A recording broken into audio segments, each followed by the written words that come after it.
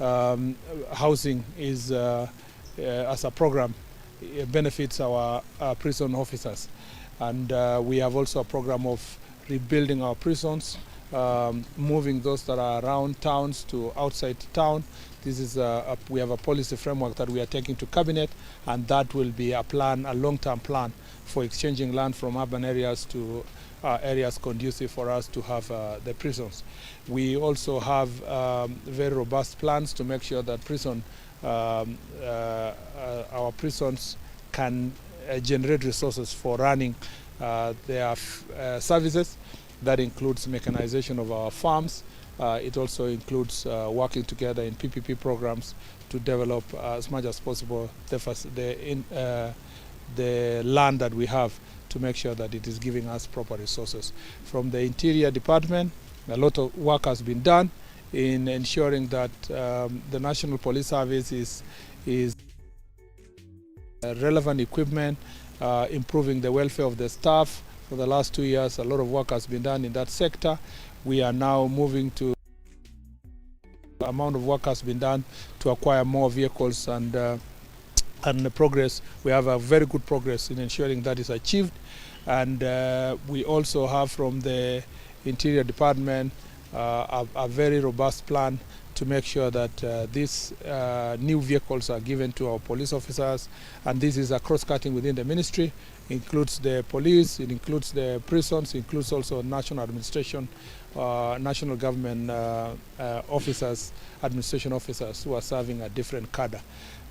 We have various policies and legislation that is including benevolent fund and veteran bill that is going to assist those officers who we lose them in the line of duty, to make sure that their families are looked after, and those who get injured and who also find themselves in a situation of disability, that they are of the sacrifice they have made in our country.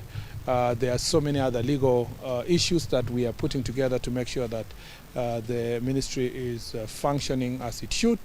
Various agencies, IPOA, National Police Commission, we have the other agencies, including Public Benefits Organization, firearm licensing, that a lot of work is going on. This retreat was called because we were preparing ourselves for a midterm review by the entire government. And His Excellency the President is going to be convening the Cabinet and the PSS in the near future to have this overall review of our performance in the last 2.5 years. What I want to promise the people of Kenya is that we will be judged by the manifesto that we sold to the people of Kenya. And we are confident that at the moment our manifesto objectives have been achieved more than 50%, yet we are 50% of the time. And we will be way ahead of time in delivering. And as you can see, we are working with the Office of the President, represented here, on matters of government delivery, to make sure that we are always auditing our performance, not waiting until campaign to go and tell Kenyans what's going on or what we have done.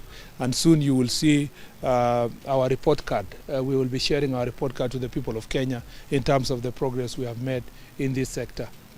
The plans we have in the near future, as I've said earlier, is around digitization. You will see soon rolling out of digital occurrence book, that is the OB, and you will see further digitization of our data, integration of that data. I know there have been questions in the past about how we are keeping government records. We want to tell you that the plan we have with the Maisha number, Maisha database, and so forth, is that ultimately you will not need to apply for ID. You know, today the biggest debate is that we are removing extra vetting requirements for ID. We are not even talking now about vetting. We will move it even further. We will vet you at birth. What will happen is that once you get your data when you are born, the rest is that you just wait for your ID when you get 18. You will give you your ID. You don't need to go again to apply. That is the objective, using modern technology to make sure that we capture your data as early as possible. Some people are saying that because we say there will be no extra vetting oh, we are compromising security and we are, we are engaging in political act. We are not in any way. We are a ministry that is extremely responsible for the security of this country, and we cannot play with the security of this country. We are also responsible in ensuring that Kenyans enjoy rights equally without undue discrimination. And I want to assure you here that the fact that we removed the extra vetting does not mean that we have compromised on security. We will never, ever compromise on the security of the country. What has happened is that the processes that we are going to apply now in terms of identifying who has got an ID, who has not got, is to leverage on the existing data across you are. You can't just wake up at some point and at 18 you discover that you need an ID. We have your information since you went to school. We have your information when you go for services. We have the information of your family. We have your family tree across the board. So you can't just come back and say, I want to be a citizen. We will see who is your father, who is your mother, who is your sister, who is your uncle. So technology will have helped us to achieve this thing. Number two, I want to dissuade all Kenyans that think about this as about Northeastern and our border with Somalia. All our minds think that this policy was applying to one corner of the country. Far from it. It's not true. It is applying to all corners of the country, from our border to Tanzania in Hispania all the way to Kwale, Lungalunga, to our border in Turkana with both South Sudan and Uganda, to our border with Ethiopia, and then to Somalia. There is nothing here since about one corner of the country, and I want to give you the confidence that this does not mean that we are going to compromise on the security of our country. Otherwise, we appreciate your being here. I appreciate the officers who have been here. We will be having more and more of these kind of consultations.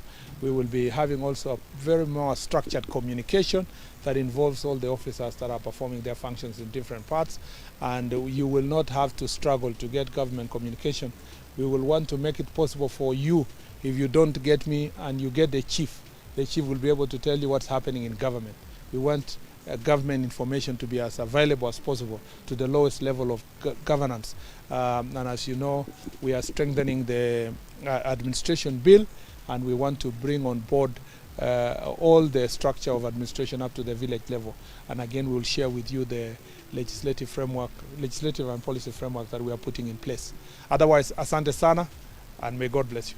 Thank you. Maybe a word of condolence, Waziri, to our fallen hero. And kindly, and then allow former chair to say also. The former chair may say something about his successor, but I wanted to say that as I said earlier, we are deeply saddened by the passing away of Mr. Wafula Chebukati, who over the years, because of heavily critical, agitated by the passing away of Mr. Wafula Chebukati, who was our chair of IBC. As a country, we know that Mr. Wafula Chebukati did his job with utmost integrity, commitment, courage, and we condole with his family, with his close relatives, with his friends, with colleagues that worked with him, and with our nation as large.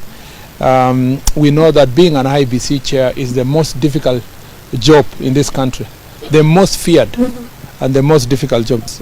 Over the years, because of heavily critical, agitated, sometimes political actors, when we lose elections, because of the pain of losing an election and the energy we invest in elections, in most cases people end up pouring their entire anger on one individual. And it is a most painful and difficult thing to think about.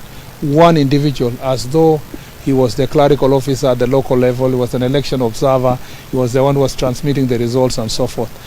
People also forget that these results are subjected to constitutional processes, and in most cases, in all the cases anyway, they have been confirmed by the Supreme Court. And even where it's not confirmed by Supreme Court, like the 2017, subsequently it was confirmed by the Supreme Court. We wish his family well, his children, may his memory continue living with us. Unfortunately, you know, there are people who have in social media and in a country that enjoys this level of democracy, you will find people who are very callous in their comments about individuals. Unfortunately, we condemn such acts as a country. There is no one who will not eventually rest those who hold office and those who don't. And fear of death is not the reason why you should make the right decision. And I think he made the right decision even when his life was in danger. And I don't think of another person I could eulogize as a person who watched through the elections, and especially in Bomas of Kenya. Chebukati deserves our great memory, and the next IBC chair should have the courage that he had to continue making decisions with a lot of courage and patriotism.